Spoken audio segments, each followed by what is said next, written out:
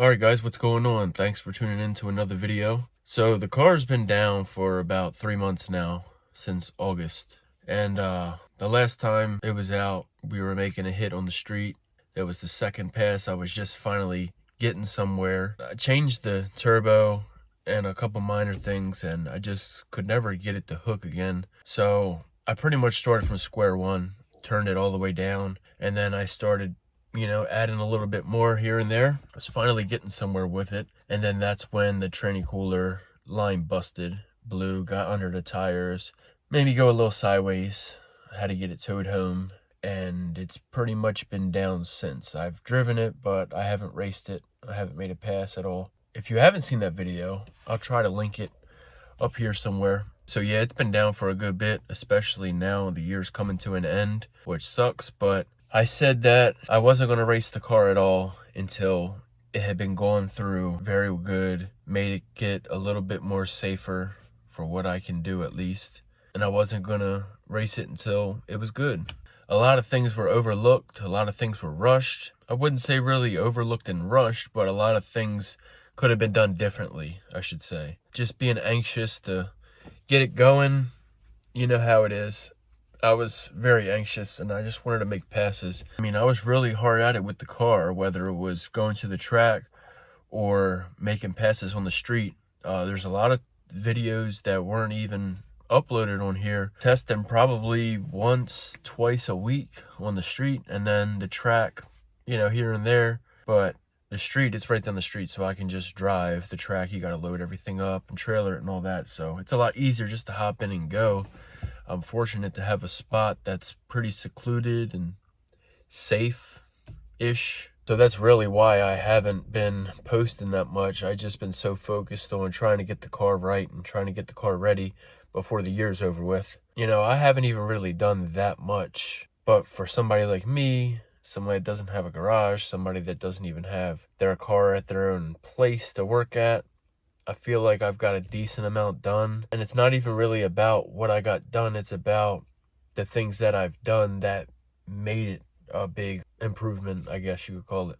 So I've just been so focused and worried on getting everything 100% so I don't have another mishap like I had. I know it's easier said than done, but recording, editing, uploading, all that is very time consuming, especially when you're trying to just get things done and over with. Like, there's a lot of stuff that I did that it's like, I'm not even going to pull the camera out or the phone out because I just want to get it done.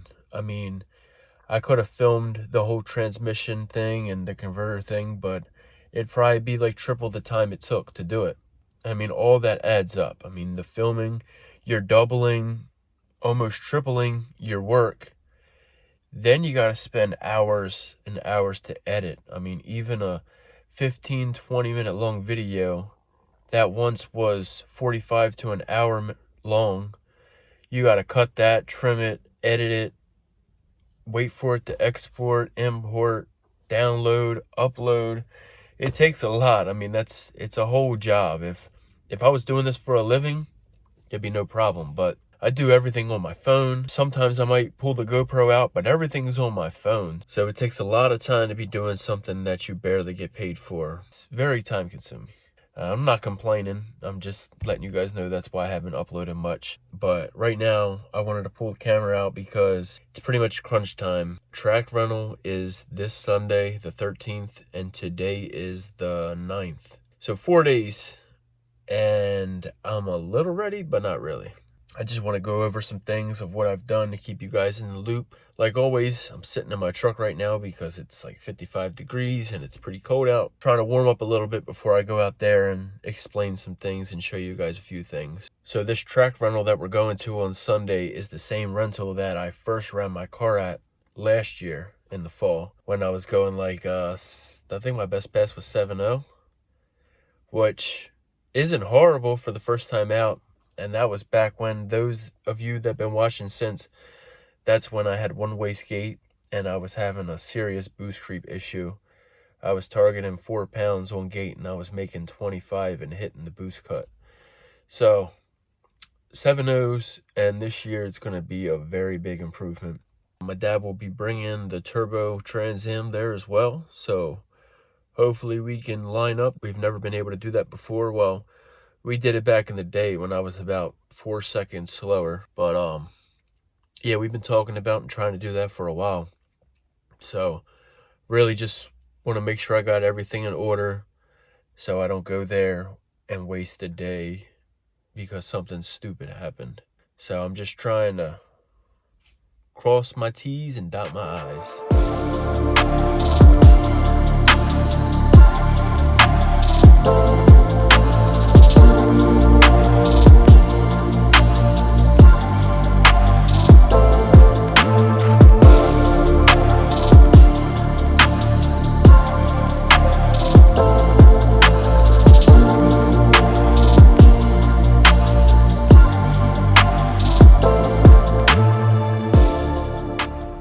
Got the radials on, pro brackets.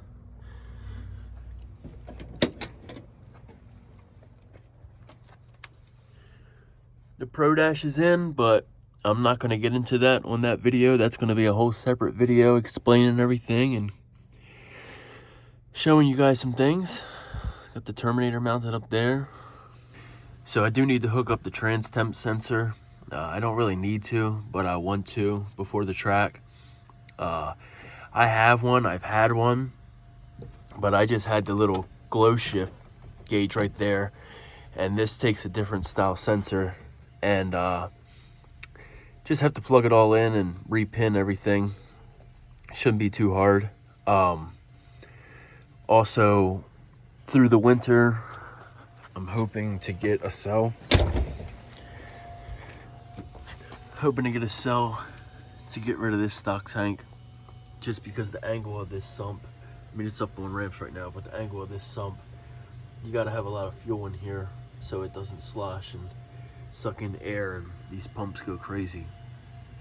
So I'll need a fuel level sensor for that. Also put these quick latch hood pins on. Open this real quick. Really nice piece. These are just some Amazon ones, but I got this idea from House of Dula. He's a Fox Body YouTube guy. He helped me out with this install a lot. Made it a lot easier because I don't think I'd be able to figure out what exactly to do without that video. So speaking of sensors, I also put a new film sensor on. 0 to 100 from Low Dollar, of course. I had a 0 to 150 on there. That was a $7.99 series, which isn't really rated for dome control.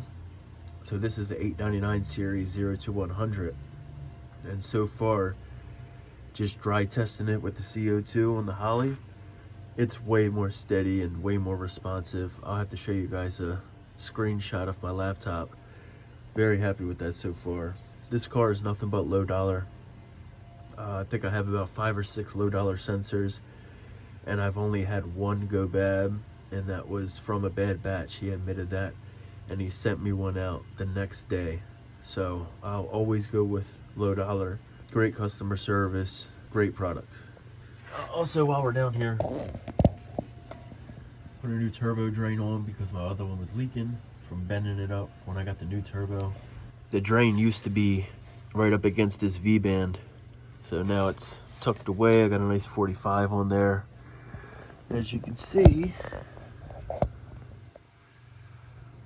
hit them up if you need any liner fittings or anything really. If you use my discount code BeMoreFox, you can get a little bit off at checkout at SHITBOX Supplies, so definitely check them out. Really like these hood latches for being 40 bucks on Amazon. I really got it for safety because I plan to try to run this out to the quarter this time, and before you could see the hood start to wobble. This will just make me feel a little bit better. Not saying that these won't break and fly up and crack my windshield and cow, but make me feel a little better. So I've been getting a lot of stuff from LMR, just trying to restore some things like this. This is new. Opens up so much better now. Got a new armrest, This thing used to fall off all the time, and pulling on this, it used to pop off. So this is all sturdy now. I got all new clips down here all the way around. Everything's solid. Also from them, I got, you can't really see it. Actually, I think I recorded a video that night I put this in there. Let me drop that in here real quick. If any of y'all with the Fox bodies still rocking the stock column life like me, first off, don't mind all this dust and dirt. I replaced this bearing and bushing for the steering wheel. And this had a lot of slop in it before, and now it's solid. I mean, I wish you guys could see how bad it was before. It had so much play and slop. But yeah, I believe it on LMR, it's called a steering column bearing or bushing. It's 2 pieces. This black piece is just a rubber enclosure for the bearing.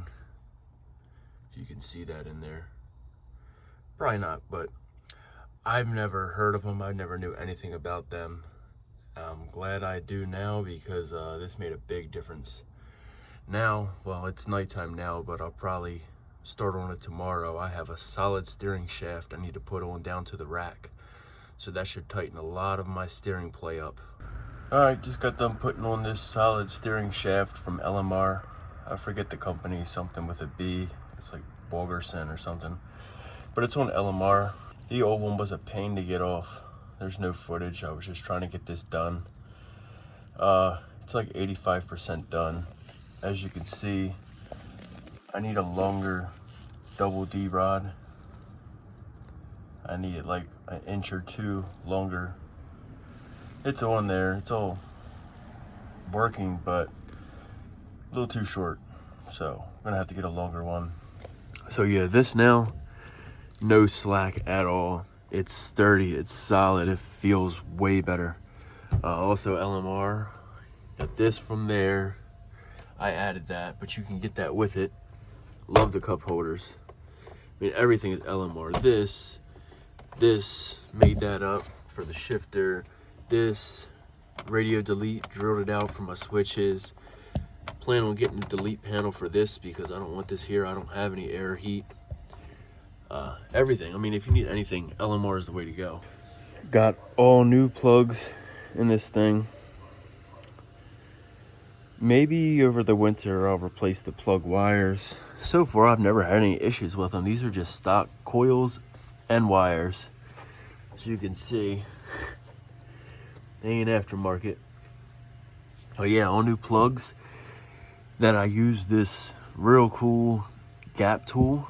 I've been seeing like advertisements for it for years, and I ended up buying it off of Amazon. I think it was like 20 bucks or 15 bucks. And it comes with everything. It comes with the feeler gauges, and it comes with the whole tool. So you can gap your plugs exactly where you want them. I think I'd have a picture of that. I'll pop up here.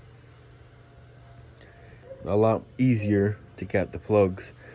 These are BR7s, and I gap them to 18.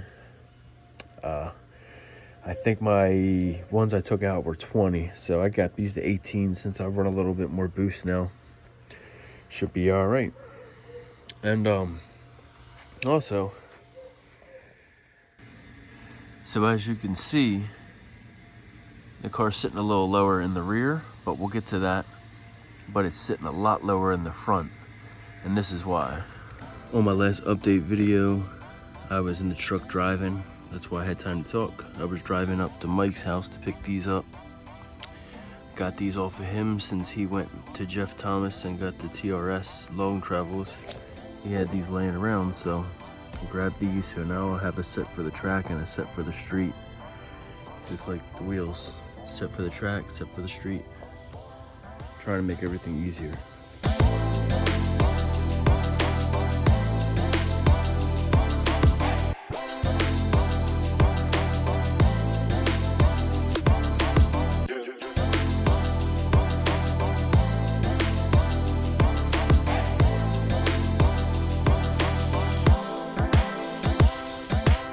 So that's the difference between the travel spacer and without it. Really not much, but it does a lot. So luckily, same exact everything, same spring. So everything should be all right. So these will be my street ones. These will be for the track and radial stuff. Just gotta swap it over.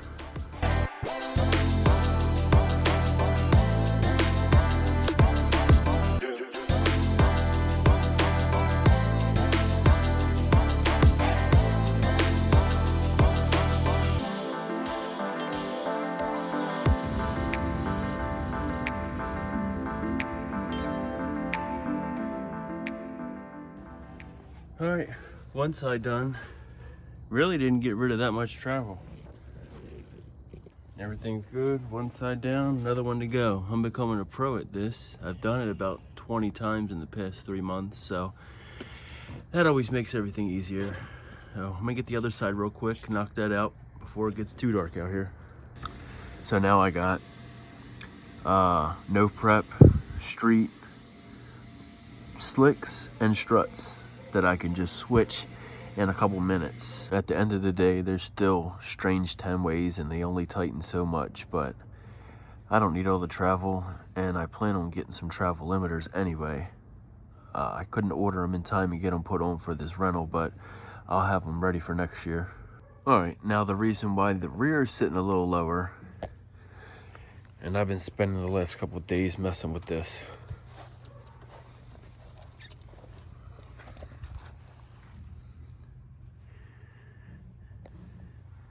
Don't mind the rust, but it's because I have these Racecraft Inc. lower control arm brackets. And I got this idea from John Dock. He did this to Charlie Murphy. What it does, it drops the lower control arm. As you can see, that's the stock hole. I'm down 3 holes. That's gonna make it separate a lot more. And this car is always separated. I've never done the calculations, but if I had to guess, I'd say it's about 110 anti-squat when the control arm was up here. But now with this, I haven't done the calculations. Not really too worried about it either because there's nothing I can really do to improve or change anything about it. It just is what it is. So I dropped these down, and I have a video for probably 9 months ago of us welding these on there along with the shock mounts. I just never lowered it down because the car was going to sit too low. So what I did was, let me see if you can see, I put spacers on the top, 2-inch spacers, to pretty much add ride height. Because without them spacers, this thing would be tucking the tire and I wouldn't be able to drive it. So with them spacers, when you lower this control arm, I know you guys all know this, but some might not.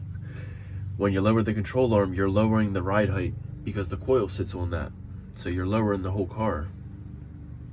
So you need to add to that. So that's why I got these spacers. And that's why they're at a weird angle. But I think it'll be all right.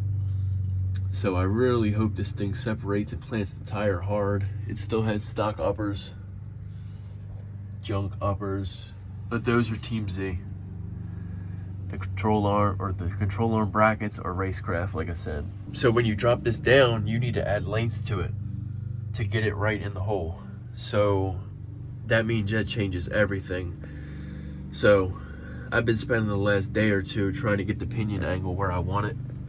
And I think I got it pretty close now. Last night I think I got it. I'm just gonna lock everything down and probably get it off these and then try to measure it again. The problem is it's hard to measure because this isn't truly flat, and the drive shaft, you know how the angle finders are, it's just hard to do on this setup.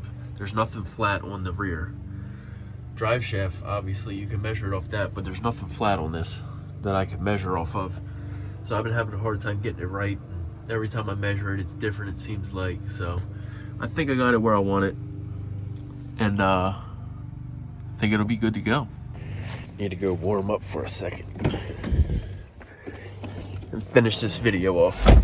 So car's pretty much close to being ready to rock. The only thing that I need to do is maybe hook that sensor up for the trans temp, do an oil change, nut and bolt check everything, tighten down the arms for the pinion angle, maybe wash it up, take the stickers off. Other than that, I think I'm about good to go. Pretty excited. I got my fire jacket yesterday, I got my gloves yesterday, so now you guys can stop complaining about my safety. I appreciate it. I know what I'm doing isn't right, so if you're trying to be safe, you probably shouldn't follow what I do. But we're getting there. Like I said, I know the car needs more cage, maybe a parachute eventually. But yeah, track rental this Sunday in 4 days, Cecil County, Maryland. Come on out. If you see me, say what's up, hang out, take some videos of the car running. That way I have some content to post next week.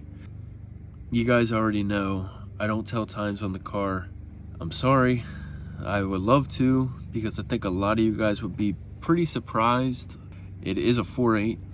People think I lie about that. It 100% is a Gen 3 4.8, a piece of junk. It's nothing special. It's a VS80 TH400. It's heavy, but I still think the numbers are impressive, and I think some of you guys would be surprised, considering some people have guessed.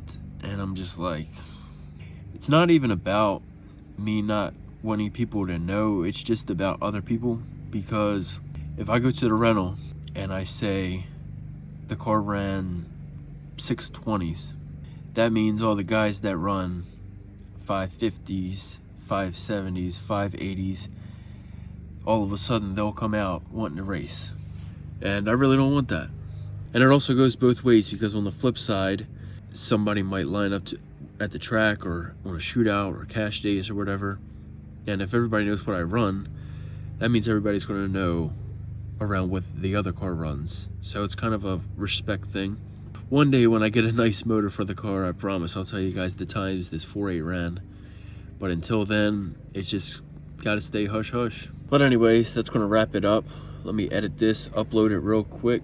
Should be up tonight, maybe tomorrow during the day around lunchtime. So wish me luck.